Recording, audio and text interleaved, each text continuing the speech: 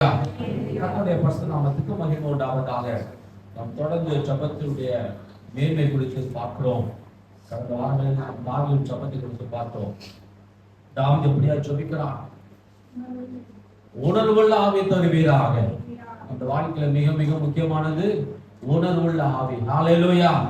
உணர்வு இருக்க வேண்டும், உணர்வு இருக்க வேண்டும். ஒவ்வொரு காரியத்திலும் நாம் செய்கிற காரியங்கள் நாம் சரியாக செய்கிறோமா, தவறாக செய்கிறோமா, நாம் செய்கிற காரியம் யாருக்காவது பாதிப்பு இருக்கிறதா என்பதை நாம் உணர்ந்து பார்க்க வேண்டும், யோசித்து பார்க்க வேண்டும். அநேக பேர் உணர்வில்லாத ஆவியால் வாழ்ந்து கொண்டிருக்கிறார்கள். அதுக்கு முன்பதான வாரத்துல ஆண்டவரே உடைய சமூகத்தை விட்டு என்ன தள்ளாதிரும் என்று தாவீது கேட்கிறான். ஆண்டவரே உடைய சமூகத்தை விட்டு என்ன தள்ளாதிரும், உடைய சமூகம் எனக்கு மேன்மையானது, உடைய ஆலயம் எனக்கு மேன்மையானது, உடைய சமூகம் எனக்கு மேன்மையானது என்று நாம் தாவீது குறித்து ஜெபத்திலே அவன் கேட்டதை பார்க்கிறோம். இந்த மாதம் கிறிஸ்துமஸ் மாதமா இருக்கிறதுனால, இயேசு கிறிஸ்து பிறப்பின் மாதமா இருப்பதனால் இயேசு கிறிஸ்துடைய பிறப்பின் காரியத்தை குறித்து நாம் தியானிக்க போகிறோம். ஆண்டவர் யார்? அவர் எவ்வளவு பெரிய தேவன், அவர் என்னென்ன காரியங்கள் நமக்காக செய்கிறார், செய்து முடித்திருக்கிறார் என்பதை நாம் தியானிக்க போகிறோம். எடுத்து வாசிங்க யாக்கோபின் புஸ்தகம், யாத்திராக புஸ்தகம் 3ஆம் அதிகாரம், யாத்திராகமும் 3ஆம் அதிகாரம் 14ஆம் வசனம், 13, 14. யாத்திராகமும் 3, 13, 14.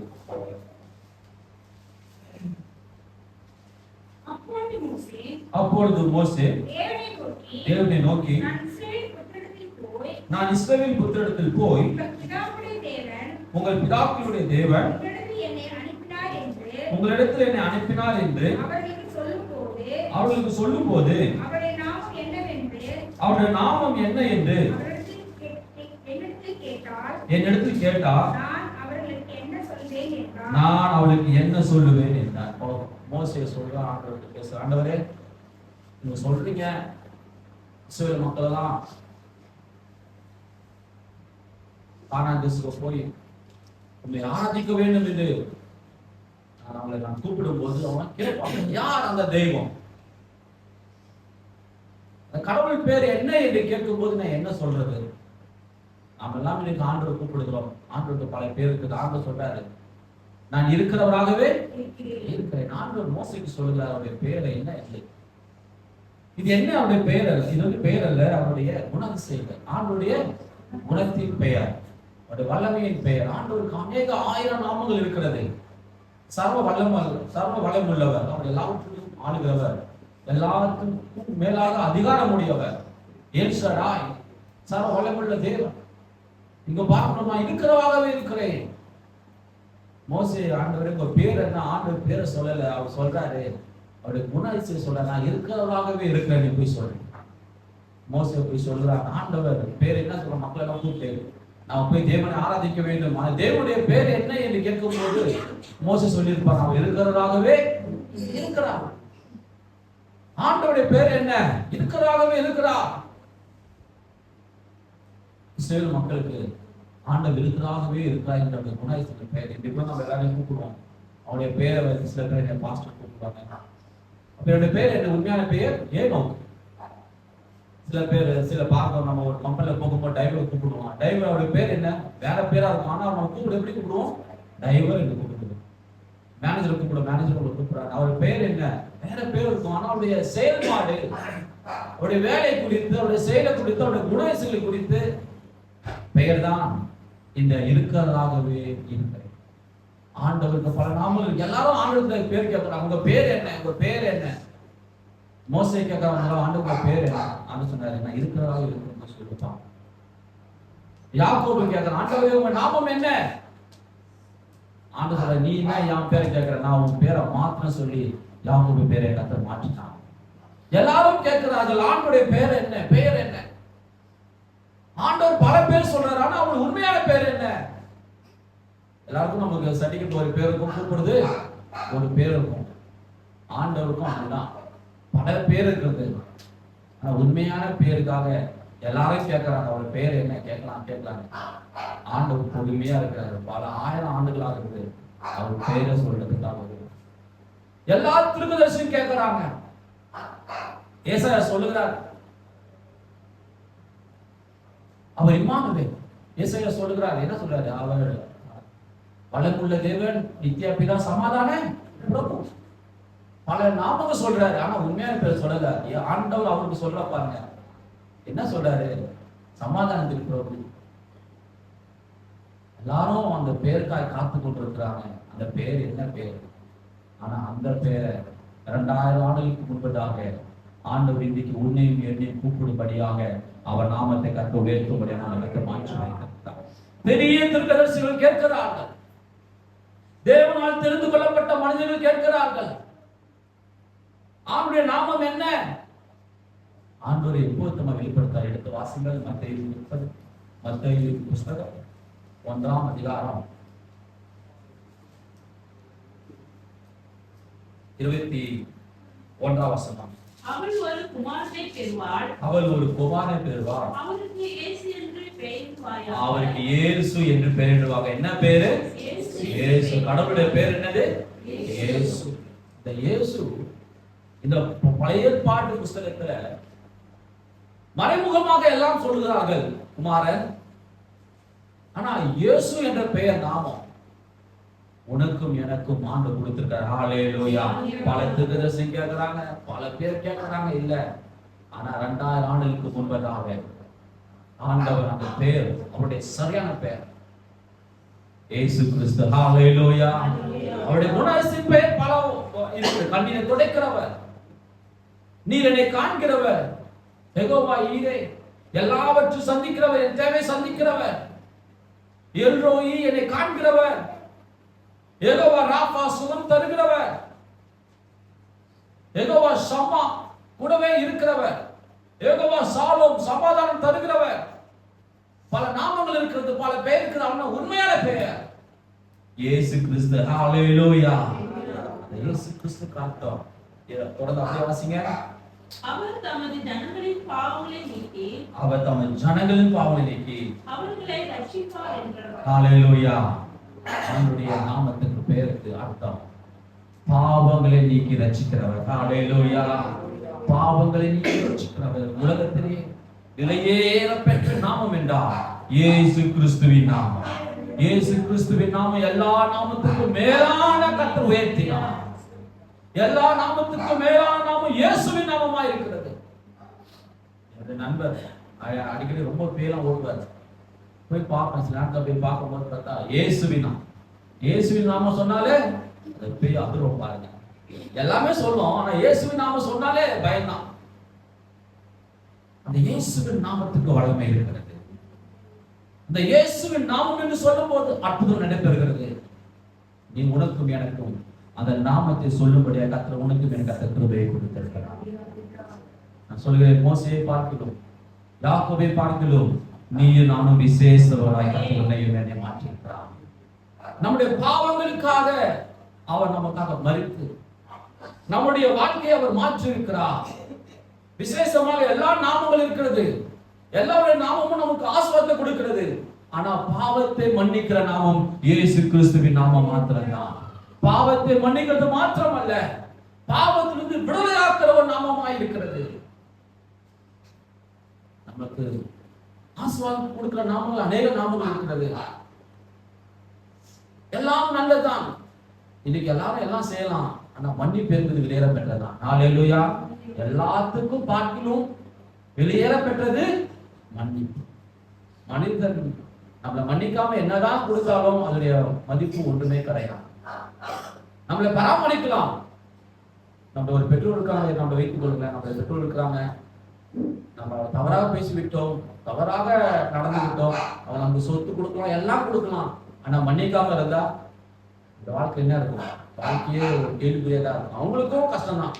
சொத்து கொடுப்பாங்க, இன்னைக்கும் பார்க்கலாம், அநேக குடும்பத்துல பிள்ளைகள் சண்டை போட்டு சொத்தை வாங்கிப்பாங்க, ஆனா பேச மாட்டாங்க. அது வாழ்க்கையில சாப்பிடதான் முடியும். எல்லாமே கொடுத்தோம், நான் மன்னிப்பு இல்லைன்னா வாழ்க்கை ஒன்றுமே கிடையாது, விடுதலை இல்லைன்னா ஒன்றுமே கிடையாது. பல ஏற்பாடுகள் புஸ்தகத்துல எல்லாமே கொடுத்தாரு ஆண்டவர். அற்புதங்களை செய்தார், ஐசியங்களை செய்தார், எல்லாம் செஞ்சாரு. ஆனா இயேசு என்ற நாமத்தின் நிமித்தமாக வெளியேற பெற்ற மன்னிப்பை கர்த்தர் உனக்கும் எனக்கு கொடுத்திருக்கிறார். இந்த இயேசு கிறிஸ்துவின் நாமம் எல்லா நாமத்துக்கும் மேலாக உயர்ந்த நாமமாய் இருக்கிறது. அன்றைக்கு ஆண்டவர் சொன்ன இருக்கிறவராகவே இருக்கிறேன் என்று போய் சொல்லு. அவர் போய் சொன்னார், மக்களை விடுவித்தார்கள். 40 ஆண்டுகள் வனாந்தரத்திலே அவர்கள் தேவனை பரிச்சை பார்த்து, தேவனை பார்த்து சோதித்து, ஆண்டவரை சோதித்து, ஆண்டவரை பரிச்சை பார்த்து அநேக பேர் தன் வாழ்க்கை இழந்து போனார்கள்.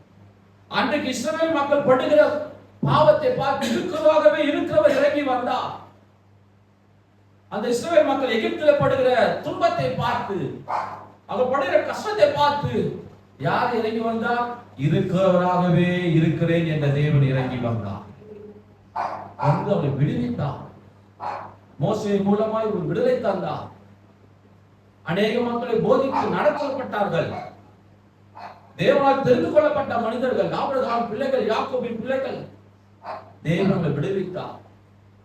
ஆனால் இன்றைக்கு இந்த உலகத்திலே பாருங்க, பாவத்தில் இருக்கிற நம்மை, சாபத்தில் வாழ்ந்து கொண்டிருக்கிற மனிதர்கள், தேவனை அறியாத ஒரு மனிதருக்கு ஆதி காலத்தில் எப்படி இஸ்ரவேல் மக்கள் எகிப்தில் கஷ்டப்பட்டார்களோ, இன்னைக்கு அநேக மனிதர் இந்த உலகத்தில் கஷ்டப்பட்டு கொண்டிருக்கிறார்கள்.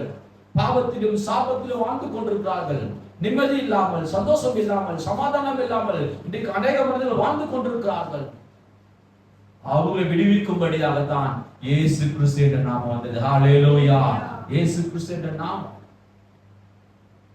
பழைய ஏற்பாடு புத்தகத்தில் இஸ்ரவேல் மக்களை மாத்திரம் விடுதலையாக்க வந்தது. அந்த இருக்கிறவராகவே இருக்கிறேன் யெகோவா என்ற நாமம் அவரால் தெரிந்து கொள்ளப்பட்ட மக்களுக்கு மட்டுமே, ஒரு குறிப்பிட்ட ஜாதிகளுக்கு மட்டுமே வழங்கப்பட்டது, ஒரு குறிப்பிட்ட மொழிக்கு மட்டுமே வழங்கப்பட்டது. இருக்கிறவராகவே இருக்கிற இந்த தேவன். ஆனால் இப்பொழுது எல்லா ஜாதிக்கும், எல்லா மொழிக்கும், எல்லா மதத்துக்கும் இயேசு என்ற நாமம் வழங்கப்பட்டிருக்கிறது. யாராயிருந்தாலும் இயேசு என்று சொல்லும் போது, யாராயிருந்தாலும் இயேசுவே எனக்கு உதவி செய்வீராக, இயேசுவே என்னை கூப்பிடுவாராக. பார்க்க அநேக பேர் சாட்சி வைக்கிட்டு இருக்கோம். ரட்சிக்கப்படாத மனிதர்கள் கூட ஏசப்பா என்று சொல்லும் போது என் வாழ்க்கையில் மாற்றங்கள் நடைபெற்றது. இயேசுவே என்று கூப்பிடும் போது என் வாழ்க்கையில் சமாதானம் வந்தது என்று நாம் கேள்விப்படுகிறோம். ஏனென்றால் இயேசுவின் நாமம் எல்லா நாமத்துக்கும் மேலாக உயர்ந்த நாமமாய் கர்த்தர் நம்ம வாழ்க்கையை மாற்றி வைத்திருக்கிறார். ஆகவே பிரியமான தேவச்சனமே, உன்னையும் என்னையும் கர்த்தர் உயர்த்தி வைத்திருக்கிறார். அவன் நாமம் உனக்காய் எனக்காய் கொடுக்கப்பட்டிருக்கிறது. இயேசுவே என்ற நாமத்தை ஒவ்வொரு நாள் நாம் பயன்படுத்துவோம். இயேசு கிறிஸ்துவுடைய பெயரை சொல்லும் போது இன்றைக்கும் அநேக அற்புதங்கள், அடையாளங்கள் நடைபெறுகிறது. மனிதனுக்கு முன்பதாக இயேசுவின் நாமத்தை நாம் உயர்த்துவோமாக. இயேசுவின் நாமம் சொல்ல சொல்ல நம்முடைய வாழ்க்கையில் இருக்கிற எல்லா காரியங்களையும் நீக்கி போடுவதற்கு கர்த்தர் நம்மை கிருபை தருவார். யாக்கோபு கேட்கிற, ஆண்டவரே என்னை ஆசீர்வதியும். போராடுகிறான் ஒரு நாள் முழுவதுமாக. உங்க பேரை சொல்லுங்கப்பா. ஆண்டு சொல்ற, என் பேர் என்னப்பா? என் பேர் அப்பா சொல்றேன். என் பேர் சொல்றதுக்கு ஒரு நாட்கள் வரும், என் பேர் சொல்றதுக்கு ஒரு வருடம் வரும். அப்போ என் பேரை சொல்றேன். இப்பொழுது உன்னை நான் ஆசீர்வதிக்கிறேன். யாக்கோபை தேவன் ஆசீர்வதித்தார். அவர் சொல்ற, ஆண்டவரே நான் வெறும் கையோடு போறேன். வெறும் கையோடு கூட இந்த வாழ்க்கையில் ஒரு மிக மிக முக்கியமானது. மனிதர்கள் இருக்கின்ற வைத்து ஒவ்வொரு காரியத்தை நாம் உயர்த்தி கொள்ள முடியும். சின்ன வியாபாரம் இருந்தா சில பேர் தகப்பனார் பிள்ளைகள் கொடுப்பாங்க வியாபாரத்தை, அந்த பிள்ளைகள் உருவாக்கி பெரிதாக மாற்றி கொடுப்பார்கள். ஊழியம் அப்படிதான். சில பேர் தகப்பனார்கள் ஊழியர்களை உருவாக்கி பிள்ளைகள் கொடுப்பார்கள். அந்த பிள்ளைகள் அந்த ஊழியத்தை உருவாக்குவாங்க. அதெல்லாம் ஒரு பெரிய விஷயமே கிடையாது. படித்தவருடைய பிள்ளைகள் படிப்பது பெரிய விஷயம் கிடையாது. ஆஸ்வாதமா இருக்கிற பிள்ளைகள் ஆஸ்வாதமா இருக்கிறது பெரிய விஷயம் கிடையாது. ஆனால் யாக்கோபு சொல்லுகிறார், நான் வெறும் கையோடு இந்த பக்கம் போனேன். ஒண்ணுமே இல்லாதவன், ஜீரோ. 10 11 ஆக்கலாம், ஆனா 0 1 ஆக்கதான் ரொம்ப கஷ்டம். 0 1 ஆக்கதான் ரொம்ப கஷ்டம். மற்றதெல்லாம் உயர்த்திக் கொள்ள முடியும். ஆனா யாக்கோபு சொல்லுகிறான், நான் வெறும் கையா போனேன், ஒண்ணுமே இல்லை, 0ல போனேன். ஆனா இப்போது நான் இது பரிவாங்களோடு திருப்பி வருகிறேன். உங்க நாமம் என்ன? நான் போகும்போது 0வா போனேன். நான் இந்த இடத்துல போய் துதித்து பார்த்து உங்களை பாடிட்டு நான் போனேன். திருப்பி இதே இடத்துல வரேன். நான் இவ்வளவு ஆஸ்வாதமா இருக்கிறேன். உங்க பேரு என்ன? நான் பயந்து இருக்கிறேன். இப்பொழுது நான் ஏசாவை போய் சந்திக்க போகிறேன். என் வாழ்க்கையில பயமா இருக்கிறது. உங்க பேரு என்ன? நான் இவ்வளவு ஆஸ்வாதமா இருக்கிறதுக்கு உங்க நாமம் என்ன? நான் இப்படியா கஷ்டப்பட்டேன், 0ல இருந்து இது வரைக்கும் வந்திருக்கிறது, உங்க நாமம் என்ன? ஆண்டு சொல்றாரு, என் பேரு ஒரு, நான் உன்னை ஆசீர்வதிக்கிறேன். ஹல்லேலூயா! நான் உனக்கு இஸ்ரவேல் என்ற உங்களுக்கு நாமத்தை தருகிறேன்.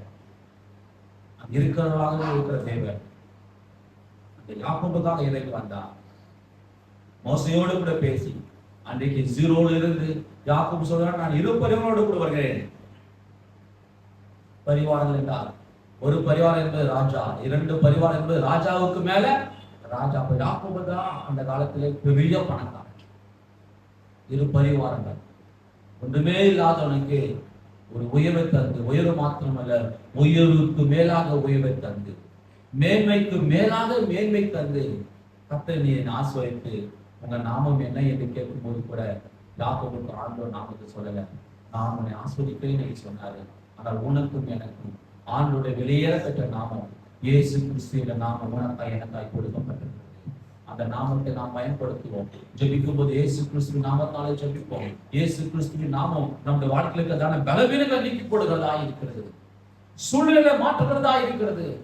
எல்லா விதமான காரியத்திலே கர்த்தர் நமக்கு ஞானத்தை கொடுக்க அவர் வல்லமையுள்ளவராய் இருக்கிறார். கிருபையை தந்து நமக்கு வல்லமையுள்ளவராய் இருக்கிறார். இக்கட்டான நேரத்தில் ஆண்டவரை நோக்கி கூப்பிடும் போது நமக்கு ஒரு நல்ல வழிவாசலை தரவும், நமக்கு ஞானத்தை கொடுக்க கர்த்தர் போதுமானவராய் இருக்கிறார்.